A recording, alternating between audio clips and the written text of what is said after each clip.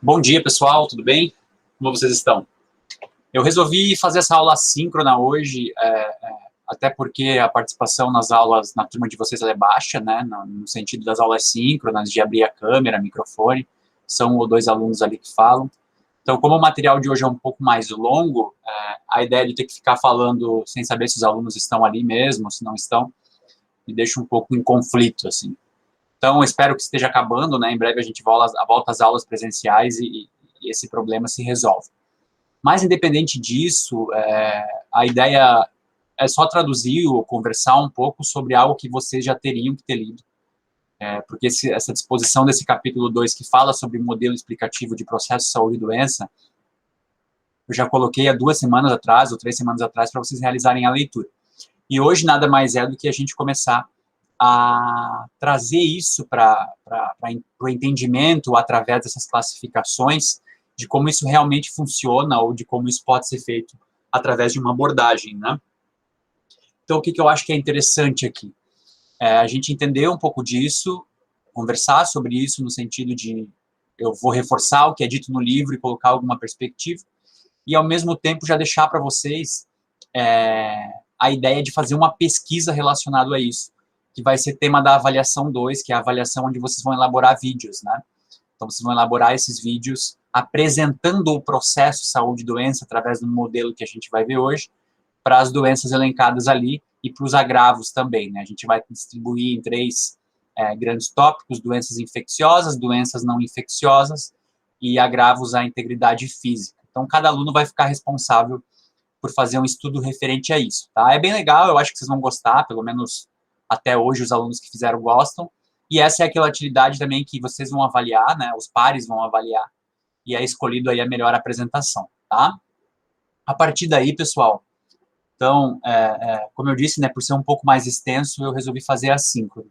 Mas ao invés de lá no início, eu já quero deixar claro que cada um vai pesquisar, porque a partir do momento que cada um já sabe o que vai pesquisar, fica mais fácil, na hora que vai vendo a apresentação, começar a imaginar o que vocês vão buscar, né, vão se interessar pelo tema, vão fazer buscas e tudo mais. Então, essa separação, né, como a gente já viu nas outras aulas, o universo do estudo da epidemiologia sendo classificado por alguns tópicos, né, e nesse caso a gente vai fazer essa separação em 3, como eu já havia dito, e cada aluno vai ficar responsável por fazer um estudo, um levantamento inicial, né. Doenças infecciosas. O Arthur vai começar a fazer uma investigação sobre a dengue, né, a Eduarda sobre a sífilis, a Júlia sobre a febre amarela e a Milena sobre o Covid-19. Os alunos que vão abordar doenças não infecciosas, a Beatriz vai pesquisar sobre doenças arteriais coronarianas, o Ismael sobre derrame cerebral, o Cauê sobre doença pulmonar obstrutiva crônica e a Rebeca sobre diabetes, né? E para finalizar, agravos à integridade física, porque também é uma área de estudo da epidemiologia. A Caroline vai fazer uma investigação sobre a relação à integridade com armas de fogo, a Jéssica sobre estupro, o Matheus sobre tráfico de seres humanos e a Sueli sobre trabalho infantil, tá? Então, são 3 abordagens relacionadas à epidemiologia, onde através das ciências sociais e através da matemática e da estatística, a gente consegue traçar resultados, correlações e entender como isso acontece. E a gente vai entender um pouco melhor hoje alguma dessas fases, né, de como esse processo acontece. O processo pré-patogênese, ou seja, antes de adquirir essa doença. O processo patogênico, quando a doença, principalmente a infecciosa, fica isso mais evidente, na não infecciosa é a longo prazo. E o desenlace, o que acontece após esse processo, tá? Então já está aqui, já fica registrado o que cada um vai começar a pesquisar. Na próxima aula, a gente faz diferente e eu vou passar os tópicos dos vídeos, eu vou mostrar como montar esses vídeos e cada um depois vai ter na outra semana mais um prazo para elaborar isso aí. E aí vai ser a nossa avaliação A2, tá? Fiquem tranquilos, a ideia aqui não é ser um especialista nessas doenças, é a gente entender como a epidemiologia age nessas doenças. A gente não está falando de um trabalho clínico, né, de um estudo da histologia, da fisiologia da doença. A gente está falando de entender como a epidemiologia age nessas questões, tá bom? Então, vamos lá para o início, né, que é o que importa. E, na verdade, né, quem já leu, acho que já entendeu, vai estar nada mais vendo só do que reforçando o que já foi apresentado, né, nesse livro organizado pela professora Rui Carol, que traz isso no capítulo 2. Bom, acho que a grande diferença, porque a gente viu na aula passada, que a gente conversou, foi justamente que a primeira ali, a abordagem, a gente faz um tratamento histórico da questão, ou seja, como o processo saúde e doença é visto ao longo do tempo, né? Ele já foi visto como uma questão extremamente biológica, como uma questão social. Aí a gente tem aquela abordagem dos fatores ambientais, né? Ou seja, a relação do ambiente com a questão da doença. Então, ao longo da história, várias foram as abordagens relacionadas a esse entendimento. E hoje, esse modelo que a gente vai ver aqui, nada mais é uma tentativa de tentar explicar, né, uma representação de como isso pode acontecer num elemento que envolva o estudo de problemas de saúde e doença em populações e não em indivíduos, né? Então, basicamente, na história natural da doença, então se admite esse conceito, né, que a gente busca uma estrutura através dessa tríade ecológica que a gente viu que era uma das classificações na aula passada. O agente causador, o suscetível e o meio ambiente que esse suscetível e agente causador estão inseridos. Já quando a gente fala na determinação do processo saúde e doença, a gente admite uma questão mais dinâmica, complexa, multidimensional, que engloba outros fatores relacionados a biológicos, psicológicos, socioculturais, econômicos, ambientais e políticos. Acho que essa é uma questão que a gente consegue fazer uma separação, né? A tríade ecológica foca no agente causador, no organismo suscetível e o meio ambiente que está inserido. Quando a gente fala em processo saúde e doença pela visão do que a epidemiologia vê atualmente, a gente está falando de uma questão mais complexa, que envolve multidimensões, onde questões biológicas, psicológicas, socioculturais, econômicas, ambientais e políticas influenciam esse processo como um todo. Vão ter alguns gráficos lá no livro que representam bem isso. Eu vou trazer 1 ou 2 modelos aqui que vocês vão conseguir compreender um pouco melhor. Bom, portanto, né, a gente consegue fazer uma classificação aqui inicialmente em 2 períodos, ou seja, o período epidemiológico e o período patológico. O período epidemiológico, onde aborda essa multiversalidade, onde vários fatores vão estar inseridos, e o período patológico é o período dessa relação com o agente, com o suscetível e com o ambiente, ou seja, o período da doença, da caracterização da doença, né? Ou seja, então, nesse primeiro, o interesse é dirigido, o interesse é focado nas relações suscetível e ambiente, e a segunda se interessa nas modificações que se passam no organismo vivo, né? Então, a epidemiologia foca nessa relação suscetível ao ambiente, naqueles fatores que a gente vai ver mais à frente, que viu agora anteriormente, enquanto o período patológico foca nas modificações que acontecem no organismo vivo. E isso a gente viu na aula passada, né? Que essas alterações que acontecem no organismo vivo, elas muito se diferenciam pelo próprio organismo e pelo aquilo que o organismo entende como alteração de saúde e doença, né? Então, ele aborda aí, são 2 domínios interagentes, né, consecutivos, ou seja, que seguem uma ordem, e mutualmente exclusivos que se complementam. Então, ou seja, o meio ambiente, onde ocorrem as pré-condições, e o meio interno, o locus da doença, o suscetível dessa doença, onde esse problema se processa de maneira progressiva, né, ele avança, e ocorrem várias séries de modificações, sejam elas químicas, bioquímicas, fisiológicas, histológicas, próprias de determinada enfermidade. Então, isso vai variar de acordo com a doença também. Bom, eu acho que aqui fica muito claro para tentar entender, quando vocês forem fazer uma pesquisa, e cada um já ficou responsável ali por uma abordagem, do que a gente está falando, né? Quando a gente fala num período pré-patogênese, essa preocupação que a epidemiologia tem, ela faz algumas classificações. Aqui a gente representa isso em algumas vertentes, desse período pré-patogênese, depois o período patogênese, ou seja, quando a doença acontece, e o desenlace, né? Qual que é o resultado disso após? O nosso foco, a epidemiologia em si, ela age nos 3 momentos, mas o nosso foco aqui de entendimento normalmente fica relacionado ao período pré-patogênese. Por quê? A gente começa a entender que são fatores não relacionados intrinsecamente com a questão do agente causador, que também causam essa doença. Nessa classificação que a gente tem aqui, existem outras classificações, essa classificação faz em fatores sociais, fatores ambientais e multifatorialidade, ou seja, isso tudo vai influenciar o suscetível, a exposição desse suscetível na hora de adquirir essa doença, né, na hora de passar por esse processo saúde e doença. E aí, dentro de fatores sociais, a gente pode ter algumas subclassificações, ou seja, fatores socioeconômicos influenciam, fatores sociopolíticos influenciam, fatores socioculturais influenciam, fatores psicossociais influenciam.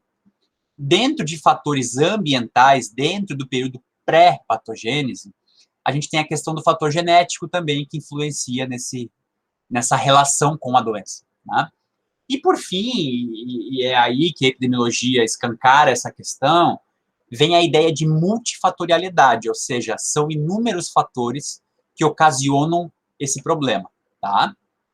Bom, aí a gente tem depois o momento patogênico, né? Ou seja, quando esse suscetível ele sofre alterações bioquímicas, histológicas e fisiológicas, a ideia de sinais e sintomas que se manifestam nesse indivíduo, né? Nesse ser vivo, e a cronicidade ou seja, se isso se mantém ao longo do tempo ou não, se isso se manifesta ao longo do tempo ou não, onde a gente também consegue fazer aquela classificação do que é um agente infeccioso, do que é uma cronicidade, ou seja, uma doença crônica que se manifesta ao longo do tempo, que também está associada aos fatores aqui desse suscetível, né? E, por fim, o desenlace, né? O que isso acarreta? Acarreta em morte, acarreta em cura, acarreta em algo prejudicial? Então, é feito essa abordagem nesse sentido também. Essa representação gráfica que tem no livro, pessoal, eu não acho ela muito simples de entender, mas, ao mesmo tempo, ela é bem clara no que ela se propõe. Então, a gente tem aqui a vertente epidemiológica, né? Ou seja, o período pré-patogênese, antes de adquirir a doença. A vertente patológica, ou seja, no momento que se adquire a doença, o que acontece. E o desenlace, né? O que acontece após essa vertente patológica. Então, se vocês forem olharem da esquerda para a direita, esse material ele é representado aqui, ó, força do estímulo patológico e tempo. Tá? A epidemiologia está sempre relacionada a tempo. Ou seja, quanto maior for o estímulo a esse patológico e quanto maior for o tempo, maior é o risco e configuração de risco para que haja essa alteração patológica no indivíduo. Então, a gente já viu ali quais são esses fatores, né, essa multifatorialidade que pode acontecer, e a exposição relacionada à força do estímulo patológico mais o tempo, a gente tem configurações de risco que fazem que passe para a segunda etapa, né? Essa segunda etapa, essa vertente patológica, ela já começa aqui, ó, interação estímulo-suscetível. Ou seja, esse estímulo que é proporcionado através de uma força dentro de uma vertente epidemiológica, ele pode se traduzir nessa interação com o suscetível. Ou seja, o suscetível, o organismo vivo, nesse caso a gente pode imaginar um ser humano, dependendo do estímulo que ele tiver com essa relação pré-patogênica, ele acaba adquirindo, né, essa relação com esse agente, né, seja ele infeccioso, seja ele nessas condições não infecciosas, seja ele através das relações de integridade ao indivíduo, né, que a gente também vai ver essas questões de integridade. No primeiro momento, então, essa extensão do processo acontece como? Primeiro, através desse estímulo suscetível, dessa relação com esse agente. Depois, se manifesta através de alterações bioquímicas, fisiológicas e histológicas. Depois, dentro de um horizonte clínico, né, aí vem a questão da área médica, os sinais e sintomas, né, que são ocasionados através disso. E se esse ser vivo acaba passando por uma questão de cronicidade, ou seja, se isso se mantém ao longo do tempo. Vejam mais uma vez que a relação com o tempo fica escancarada aqui. Passando por isso, o que acontece nessa alteração? Né? Qual que é o desenlace que vai ocorrer através disso? Morte, invalidez, é uma das formas disso acontecer. Ou período de cura, né, que a gente tem a questão, então, remoção dos fatores causais. Nós vamos abordar a questão da causalidade, né, existem alguns modelos, que a gente pode estar entendendo um pouco melhor. Mas, basicamente, então, se for o período de cura, essa forma de desenlace, a gente tem, então, a remoção dos fatores que causam essa doença, né? E ele não é só do agente causador, a gente está falando também da questão do ambiente e a multifatorialidade. A gente tem a convalescença e o retorno à saúde, né, como entendimento do que era saúde antes do indivíduo, antes desse ser vivo passar por todo esse processo, né? Então, tem uma denominação, um conceito que pode ser falado aqui, que é a regressão do processo patológico, ou seja, você retorna a um processo anterior antes de adquirir essa doença ou antes de passar por esse processo epidemiológico. Sempre lembrando, gente, a gente não está falando de questão clínica, a gente está falando de questão epidemiológica, e a epidemiologia volta para um entendimento de grupo, né, não de indivíduo. Então, o entendimento de grupo envolve questões sociais, questões matemáticas e estatísticas, para entender esse comportamento de grupos, de coletivos, né, de aglomerados. Tá? Essa é a diferença. Essa é a representação gráfica. Tá? Ela não é tão simples, mas se vocês forem acompanhando esse desenlace total, né, essa abordagem de início ao fim, vocês conseguem ter uma compreensão interessante do que é isso. E aí a gente vai ver um pouquinho de cada um aqui, porque no livro isso está bem mais detalhado, e é óbvio que vocês precisam ler, como essas vertentes elas são associadas a essas questões, tá? Então a gente começa ali com fatores sociais, depois a gente chega em fatores ambientais, e ali aborda essa questão multifatorialidade, que justamente é toda essa abordagem como um todo, tá? Então, algumas classificações são representadas, e as definições históricas também, ela fala desse período pré-patogênico como uma evolução das relações dinâmicas, né? Então, envolve condicionantes sociais, como a gente está abordando aqui, ambientais, e também os fatores do próprio suscetível, daquele próprio indivíduo ou ser vivo, se for uma representação maior. Até que chegue a uma configuração favorável à instalação da doença.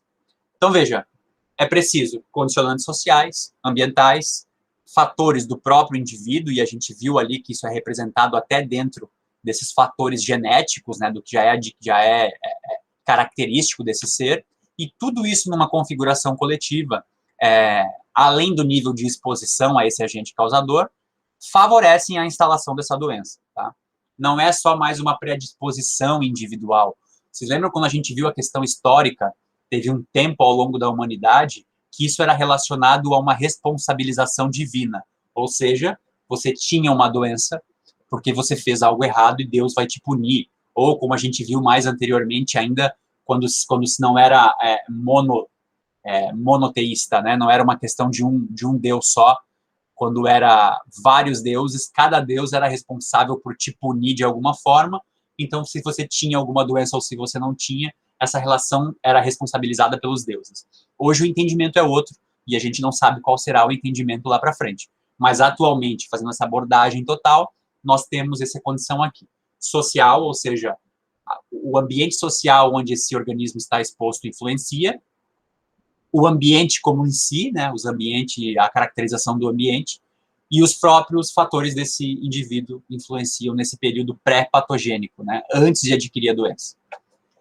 E aí, dentro desses fatores sociais, o que isso pode ser caracterizado? Né? A gente está falando de termos coletivos, né? Eu canso de dizer isso para vocês, porque quando a gente fala de epidemiologia, fala de coletivo.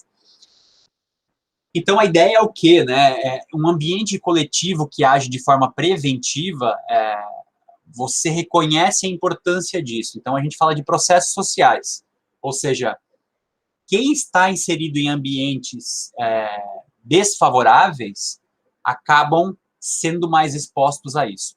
E aí eu acho que eu posso lembrar de um documentário que vocês já assistiram, que é o documentário que trata sobre a tuberculose lá no Rio de Janeiro, né? Aquele documentário elaborado pela Fiocruz. Ali fica bem caracterizado como a questão social está exposta ali.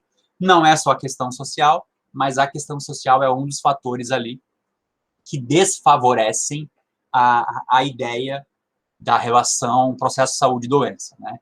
Além de outros, né, fatores que a gente já viu aqui, agentes físicos, biológicos, psicológicos, que defrontados com esse indivíduo, somados com outros fatores desfavoráveis, como, por exemplo, a própria pré-condição genética, fazem com que isso aconteça, tá?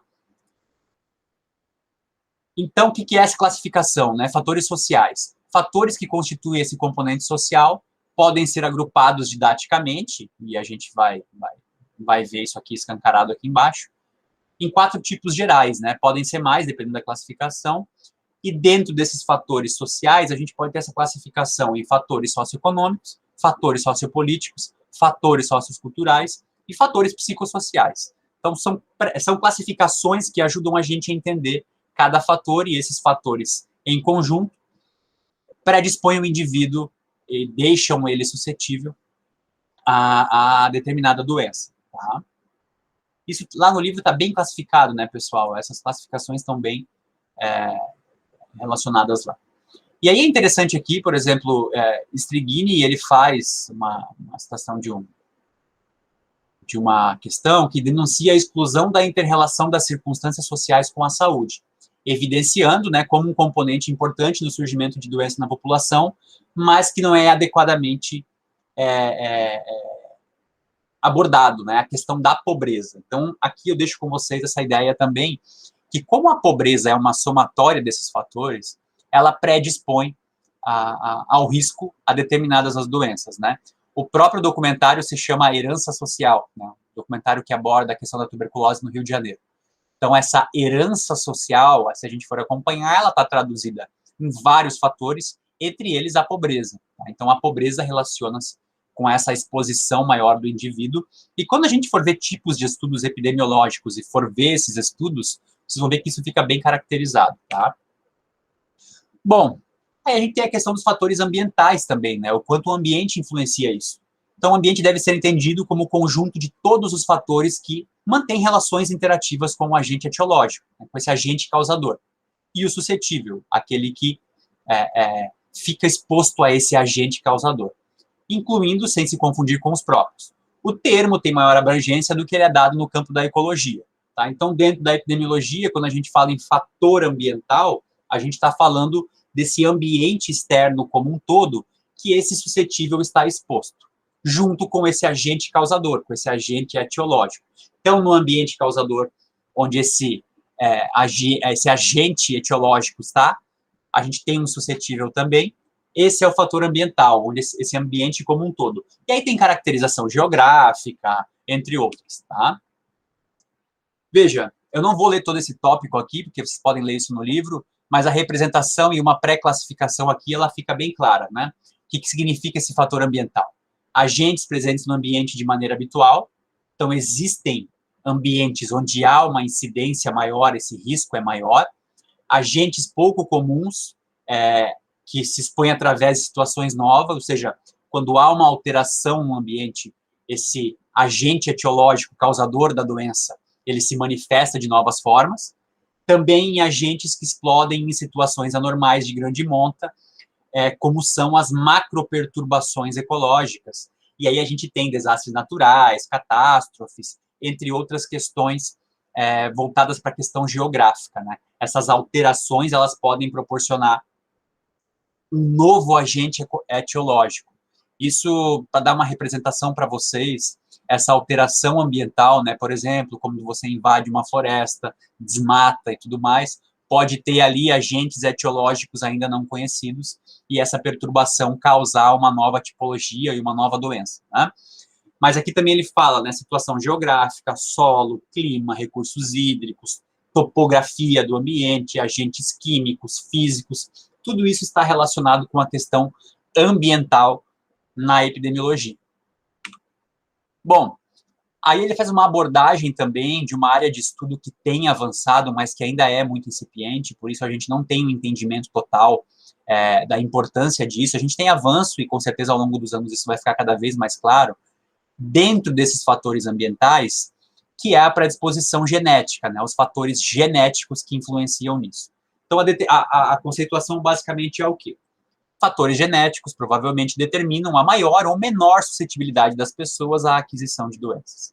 Embora isso permaneça na fronteira da pesquisa genética. Isso ainda está em curso. Né? Se a gente for fazer uma relação histórica, como a gente viu na aula passada, desde a responsabilização dos deuses, passando pela teoria miasmática, passando pela descoberta, né, dos micro-organismos, ou seja, a abordagem se retorna, chegando ao contexto atual de epidemiologia e a conceituação atual, onde existe multifatorialidade na hora de predisposição, até a gente chegar nos fatores genéticos, que pode ser que daqui a 10, 20, 50, 100, 200 anos seja o foco de estudo, e tem sido, pelo menos dentro de uma área da ciência, essa evolução vai fazer com que a gente tenha uma compreensão maior, né? E aí ele diz o quê, então? Que percebe-se que quando ocorre a exposição a um fator patogênico externo, alguns dos expostos são acometidos e outros permanecem isentos, né? Essa é uma dificuldade da epidemiologia também, porque dentro de um ambiente propício à aquisição ou adquirir uma doença, né, ao passar por esse processo saúde e doença, você acaba que esse agente patológico inserido nesse ambiente para todos, algumas pessoas tenham uma exposição maior ou menor, ao mesmo tempo ela passa como se não tivesse acontecido com aquele indivíduo, né? Então tem essa diferença. Mesmo ambiente, mesmos fatores socioculturais, mesmos fatores ambientais de uma forma geral, e o suscetível age de forma diferente, né? E a genética vem para tentar entender isso. Por que há fatores genéticos que podem estar envolvidos? A foi exposto ao mesmo risco que B, e A manifestou sintomas, teve problemas patogênicos que B não teve. Tá? Então, essa é a abordagem genética nesse sentido aqui. E aí, isso vem justamente na questão da multifatorialidade, né? Ou seja, esses fatores que condicionam essa doença que a gente viu até aqui, não é um simples resultado da justaposição. Ou seja, quando se somam esses fatores, não se tem um resultado final. A soma desses fatores, ela exponencia o problema. O que isso quer dizer? Que 1 mais 1 é 2. Isso quer dizer que um fator mais outro fator não serão 3 fatores. Eles são potencializados. Então, um fator mais outro fator mais outro fator, 1 mais 1 pode dar 5, pode dar 10, pode dar 100. Né? Ou seja, esse problema na multifatorialidade está no fato dessa somatória de condições, de condicionantes, né, de condições do ambiente, proporcionam um agravo, né, uma exponencialidade, um problema maior do que a soma desses fatores. Então, isso é sinérgico, existe uma sinergia, e tem uma figura que vocês vão entender ali, em forma de círculo, que dá para ter uma ideia sobre isso. Então, esses fatores estruturados aumentam esse risco da doença do que sua simples soma, né? O estado final provocador de doença é, portanto, esse resultado dessa sinergia, né? Então, essa multiplicidade de fatores, ou seja, somatória de fatores políticos, econômicos, sociais, culturais, psicológicos, genéticos, biológicos, físicos e químicos, não são só a soma desses fatores. Eles se potencializam e eles agravam esse risco de acontecer essa alteração de saúde e doença. Tá? Aqui está um exemplo. Tá? A gente tem aqui uma relação entre diarreia e desnutrição, onde basicamente a gente pode fazer essa análise através de fatores patogênicos, ou fatores relacionados a esse agente, ao causador, a essa etiologia da doença, fatores ambientais, fatores culturais, fatores políticos e sociais. Quando você tem esse sinergismo, onde todos esses fatores te deixam mais suscetível a esse agente patológico, causa-se um problema maior. Então, aqui ele dá alguns exemplos, né? Agentes patogênicos relacionados a fatores nutricionais, então causa desnutrição, fatores congênitos, fatores dos bioagentes, né? Então, a gente tem outras questões aqui relacionadas, e para cada um deles, a gente consegue, nessa somatória, entender a potencialidade disso. Aí aqui ele dá um exemplo, né, de fatores ambientais aqui, por exemplo.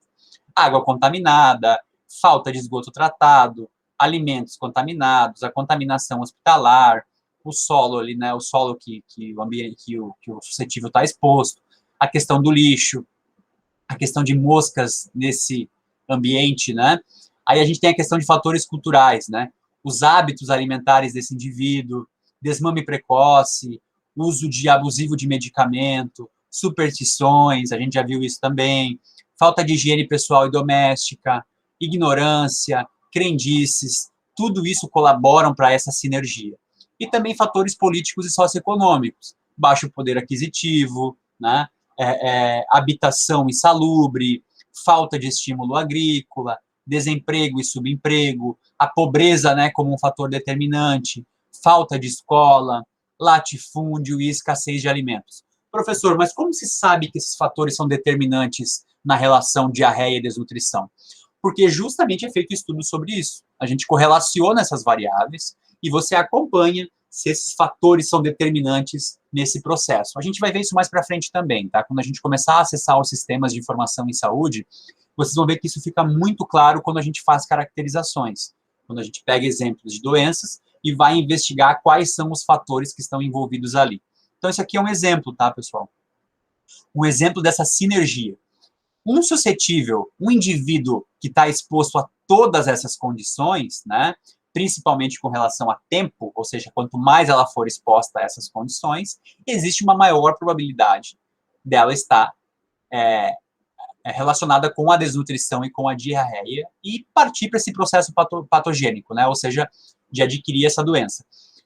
O que é o interessante aqui dessas questões? Os indivíduos que não estão expostos a essa realidade terão uma baixa probabilidade de ocorrerem casos de desnutrição e diarreia, tá? Então, se eu retirar pobreza, se eu retirar lixo, se eu retirar baixo poder aquisitivo, se eu retirar alimentos contaminados, a probabilidade desse suscetível com agente causador ocorrer é muito mais baixa e é muito menor. Por isso vem a ideia da gestão aqui, né? Principalmente da gestão pública, porque a gestão pública é responsável por políticas que podem diminuir essa relação aqui. Se você tem um baixo poder aquisitivo, se você vive em área de água contaminada, né, ou seja, você não tem saneamento básico também naquela região, tudo isso te deixa mais suscetível a essa relação, tá bom?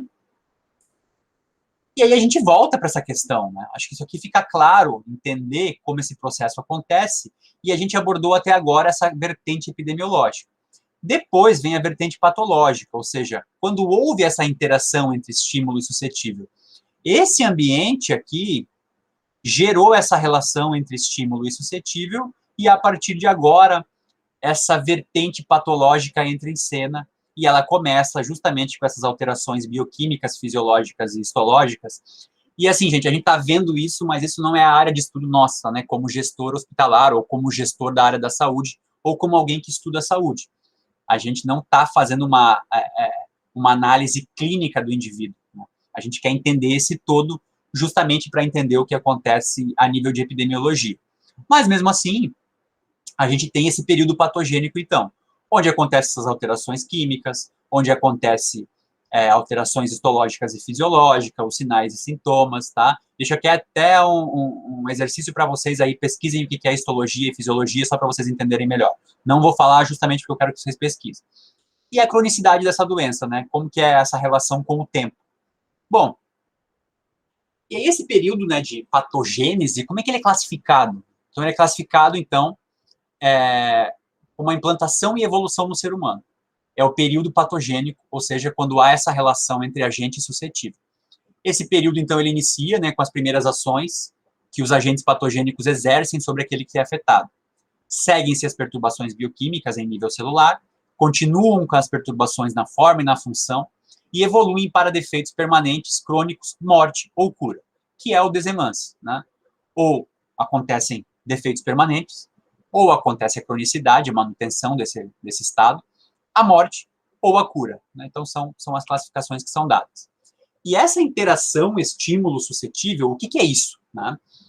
Nesse estágio da doença, ou seja, a gente já passou pelo período pré-patogênico, né? E a gente está na relação entre estímulo e suscetível, a doença ainda não se desenvolveu. Porém, estão presentes todos os fatores necessários para a sua ocorrência. Lembram lá do círculo? A gente tem aqui, ó, não se desenvolveu a nutrição, não se desenvolveu essa relação com a diarreia, a gente tem um ambiente propenso a isso, com alta probabilidade de que isso aconteça. Logo, então, estão presentes todos esses fatores necessários para ocorrer isso, né? Alguns fatores agem predispondo o organismo a essa ação subsequente de outros agentes patogênicos, tá? Má nutrição, por exemplo, predispõe a ação patogênica do bacilo da tuberculose. A gente viu isso no documentário também. Altas concentrações de colesterol sérico contribuem para o aparecimento da doença coronariana, né? As doenças relacionadas à questão do coração. Fatores genéticos diminuem a defesa orgânica. abrindo a porta do organismo às infecções. Então, aqui tem 3 classificações diferentes, vejam. Uma relacionada à alimentação, e vocês, quando forem acessar os sistemas de informação, vão ver que isso fica bem claro. Outra relacionado... Desculpa, só deixa eu voltar aqui, que eu pensei no sistema e me confundi. Então, a nutrição, por exemplo, predispõe à ação patogênica do bacilo da tuberculose, e a gente viu isso no documentário. Altas concentrações de colesterol contribuem para problemas da doença coronariana, né, uma das maiores causas de mortalidade no mundo. Fatores genéticos também podem ser responsáveis por uma diminuição da defesa do organismo, então abre-se portas para doenças infecciosas. Então vejam que essa interação estímulo suscetível tem que estar presente e toda essa multifatorialidade contribui para isso. Aí a gente tem, então, essa caracterização, né, através de uma primeira parte, que são as alterações bioquímicas, histológicas e fisiológicas, e é nesse estágio, então, que a doença já é implantada no organismo afetado. Tá? Então, ela já ocorre, ela já é implantada dentro desse organismo afetado. Embora não se percebam ainda manifestações clínicas, já existem alterações histológicas em nível de percepção subquímica de caráter genético. A gente tem uma manifestação celular ali também, né? Essas alterações ainda não são perceptíveis. No entanto, nesse estágio, a doença já está presente e pode ser percebida por meio de exames clínicos ou laboratoriais orientados. Tá? Ou seja, essa manifestação ela já pode ser percebida, mas como os sintomas não existem ou ainda não são expostos, essa manifestação ela não é presente no indivíduo, né? Que como não há uma manifestação, ele não percebe essa alteração. Aí vem a segunda parte, quando a gente passa por esses sinais e sintomas. Então, está acima do horizonte clínico, os sinais da doença ainda confusos tornam-se nítidos e transformam-se em sintomas, que é o estágio denominado clínico, onde a medicina, né, claro, a medicina que eu estou querendo dizer, na hora de investigar isso, atinge essa alteração, né, de massa crítica de funcionalidades no organismo. Então, há uma manifestação disso. Esses sinais e sintomas se manifestam. E, a partir daí, a doença se encaminha para um desenlace, né? Que pode passar por uma cura, por um período crônico, ou seja, isso se manter, ou por progredir para a invalidez ou para a morte, que são outras questões relacionadas aí. E o que é a cronicidade, né? O que é essa questão de doença crônica? Esse estado de cronicidade, ele é dado através da incapacidade física, por tempo variável, né? O acometimento de alguma incapacidade física por tempo variável. Por que por tempo variável? Porque isso varia de acordo com cada suscetível e varia também de acordo com o agente causador disso, né? Pode também produzir lesões, né, que serão no futuro uma porta aberta para novas doenças. Do estado crônico, essa doença também pode partir para ela irá partir para um desenlace também. Incapacidade temporária, né, uma das questões, pode evoluir para invalidez permanente, ou para a morte, né, em alguns casos para a cura. Então, casos específicos, a cura também dentro das doenças crônicas, tá? Esse é um desafio para a saúde, né, porque a gente não vai chegar a falar disso, né, mas eu lembro muito bem de uma disciplina que eu fiz no mestrado, que era de prevenção à doença, que a melhor forma sempre é a prevenção, né, no sentido da gente tentar identificar antes de chegar ao período patogênico, e no caso das doenças crônicas, mais ainda, né, porque esse desenlace, a forma que essa doença se manifesta, ela também está muito relacionada a essa questão da falta de prevenção e cuidado. Então, a gente está falando, por exemplo, de doenças coronarianas, né? Alguns alunos vão abordar ali a questão das doenças pulmonares. Os hábitos culturais, os hábitos de consumo influenciam muito no quesito de potencialidade dessa cronicidade.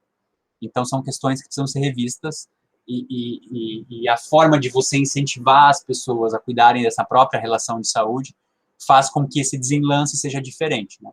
O indivíduo que fuma ao longo de sua vida, né, começa a ter doenças relacionadas à questão pulmonar, continua fumando, sabe que muito provavelmente o seu desenlace será muito pior do que o indivíduo que não fumou ao longo da vida e possivelmente não terá esses mesmos problemas. Ah, professor, mas eu tenho um vizinho que tem 95 anos e fuma desde os 14 anos, tá? Esses casos atípicos normalmente prejudicam a compreensão do que é epidemiologia, porque epidemiologia trata de grupos, né, gente? Então, dentro desses grupos, terão os outliers, terão esses indivíduos fora da curva de explicação? Claro que terão. Né? E aí a genética vai contribuir com isso, para tentar entender por que esse indivíduo, a manifestação é diferente, a cronicidade é diferente. Mas quando a gente faz análise estatística e pega milhares, milhões de indivíduos, existe uma regra, né? Existem as exceções, mas existe uma regra. Logo, se você fumar desde a adolescência, a chance de você adquirir doenças pulmonares é muito maior, tá? Independente do seu vizinho que fumou a vida inteira, dependendo do seu vizinho que comeu carne a vida inteira e não tem nenhum problema coronariano, enfim, comeu carne, que eu digo carne gorda, né, ou comeu bastante gordura, não fez a alimentação correta e essas questões, tá? Mas é engraçado, né, porque essa questão está muito relacionada assim, a gente enxerga aquilo que a gente quer enxergar, certo? Se a gente compra um carro novo hoje, por exemplo, eu quero comprar um carro, né, eu pensei num Uno, eu vou enxergar muito mais Unos na rua, né? Então eu quero muito acreditar que o meu vizinho que fumou a vida inteira e não tem problema de saúde não é o problema. Agora, quando eu vou para um estudo e faço um levantamento sério, probabilístico, estatístico, que pega a abordagem de inúmeros indivíduos e você enxerga ali que fumar ocasiona câncer, fumar está relacionado com outras questões de problemas pulmonares, tá? É só um exemplo que a gente vai ver isso mais claro nos estudos, tá? Então, a gente passa por esse período, né? Interação estímulo-suscetível, alterações bioquímicas, fisiológicas, histológicas, sinais e sintomas até chegar na cronicidade. Tudo isso ocasiona desenlace, né? Desde as alterações bioquímicas, fisiológicas e histológicas, onde o indivíduo pode não manifestar sinais e sintomas. A gente entra na fase clínica, de horizonte clínico, onde há sinais e sintomas, e também há a questão da cronicidade. Cada etapa dessa, ela também ocasiona um desenlace, que é a parte final desse modelo, né? E aí vem o desenlace, que é esse modelo que está aqui, que pode ser justamente morte e invalidez, como a gente viu ao longo do tempo, ou até o período de cura, né? Ou essa regressão do processo patológico, que também pode ser ocasionado nesse sentido. Gente, é basicamente isso, né? Lembrando para vocês uma coisa que eu gosto de reforçar muito, né? Nós somos gestores, nós não somos especialistas da área médica, nosso entendimento de biologia, de histologia, de fisiologia é extremamente limitado. A nossa ideia aqui é a abordagem epidemiológica em estudo, em avaliação de políticas públicas ou privadas de acordo com a epidemiologia. Tá? O que isso quer dizer? O que isso diferencia a gente dos demais profissionais? Que a nossa ideia é a abordagem estratégica. O gestor precisa entender que a promoção da saúde é eficaz justamente para que esse processo não aconteça ou que aconteça de menor forma. O gestor, ele precisa entender dentro da iniciativa pública e dentro da iniciativa privada que essa sinergia de multifatores ocasionam problemas de saúde nas populações e nos indivíduos, tá? Essa é a nossa ideia aqui. Ambientes que possuem melhores empregos, menos pobreza, melhor tratamento ambiental, cultural e socioeconômico, possuem menos problemas de saúde, tá? Maior qualidade de vida da população, maiores índices de desenvolvimento humano e outras questões que corroboram. É só pegar, né? A gente vai ver esses dados mais para frente também, os países ditos ricos, né? O que eles têm que os países ditos pobres não têm? E isso fica bem claro. A gente pode fazer várias caracterizações por faixa etária, por renda, por raça, por gênero, e vai ficar evidente que esses recortes existem, tá? Gente, basicamente isso, né? A ideia é essa. E aí, como eu já falei ali no começo e volto agora, o que vocês precisam entender? Na próxima aula a gente vai conversar melhor, eu vou tirar as dúvidas que ficaram, né? Se ficaram aí algumas dúvidas. E justamente entender esse processo de saúde e doença para a epidemiologia, que vocês vão começar a fazer um levantamento de informações. Por exemplo, o Arthur vai investigar a dengue, né? Nesse período pré-patogênico da dengue, o que acontece? Qual que é a relação multifatorial da dengue, né? Imaginem essa aqui, ó. O Arthur vai imaginar a dengue no centro aqui, certo? Esses fatores aqui relacionados, né? Quais são os fatores ambientais para a dengue? Quais são os fatores culturais para a dengue? quais são os fatores políticos e socioeconômicos para a dengue? Vocês podem ir pensando nessa relação. Isso vale para todos ali. Os alunos que pegaram doenças não infecciosas, a mesma coisa, né? O Cauê ali, por exemplo, pegou doença pulmonar, né? Dentro dessa sinergia, tendo a doença pulmonar no centro, quais são os fatores culturais, né, da doença pulmonar, os fatores relacionados com o ambiente, os fatores relacionados com políticos, econômicos, e depois dentro da vertente patológica também.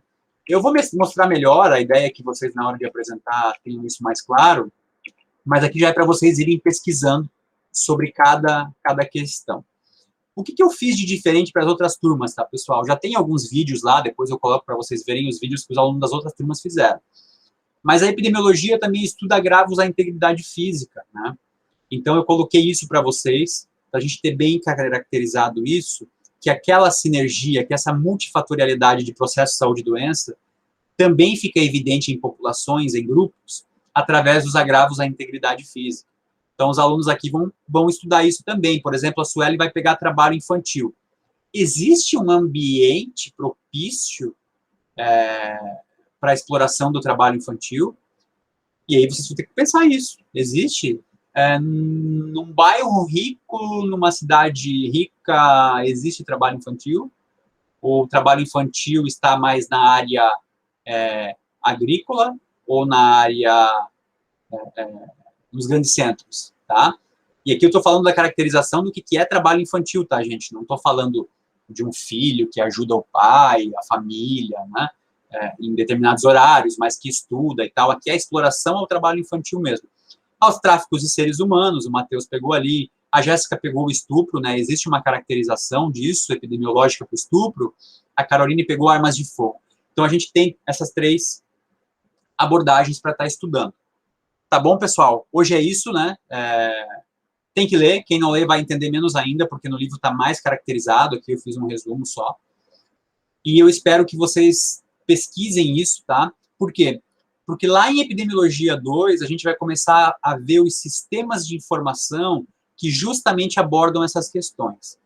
E aí a gente vai conseguir caracterizar isso de uma melhor forma, tá? O Arthur vai entender primeiro esse processo da dengue, depois ele vai ver onde a dengue se manifesta mais. Vou dar um exemplo aqui, a gente não vai ver isso esse semestre, tá? Mas é só para vocês entenderem do que eu estou falando. Quando vocês forem acessar sistemas de informação em saúde, por exemplo, epidemiológica de morbidade, a gente vai ver os agravos de notificação de 2007 diante. Tem dengue aqui, ó, né? E eu vou escolher uma opção geográfica. Aqui tem Brasil por município, tá? Mas eu vou colocar só para vocês entenderem. E ele tem um levantamento de 2013 aqui, porque depois tem um outro sistema que trata disso, mas eu vou colocar um mostrar aqui só para vocês entenderem, tá? Veja, quantos casos tiveram no total, né? Aqui tem uma caracterização de 2012, um total ali, né? Mais de 1 milhão de casos. Agora, como é que eu posso caracterizar isso? Eu posso caracterizar por sexo, por raça, por faixa etária, por município, por unidade da federação. E aí, onde essa infecção aconteceu, né? A gente consegue definir, por exemplo, onde essas manifestações acontecem de maior forma e aonde elas acontecem de menor forma, tá? Então, tudo isso a gente consegue deixar bem claro aqui e entender muito bem essa questão. Deixa eu voltar lá para dar um exemplo mais claro, para que vocês possam compreender do que eu estou falando. Então, a gente tem aqui, né, esse sistema de agravos de notificação. Eu vou escolher a dengue de novo, porque eu estava falando da dengue, mas eu vou escolher um estado só para ficar mais fácil. Por exemplo, dengue em Santa Catarina, tá? E eu vou escolher aqui os anos, tá? Todos os anos. Vou dar um mostrar. Veja, a gente tem aqui uma classificação da dengue a partir de cada ano, certo? Por que tem ano que tem mais? Por que tem ano que tem menos? Né? Aqui já é uma pergunta que pode se fazer. Agora eu posso fazer outras classificações, escolher um ano só e verificar se a raça influencia nessa caracterização da dengue. Se sexo influencia, se município influencia, se faixa etária influencia.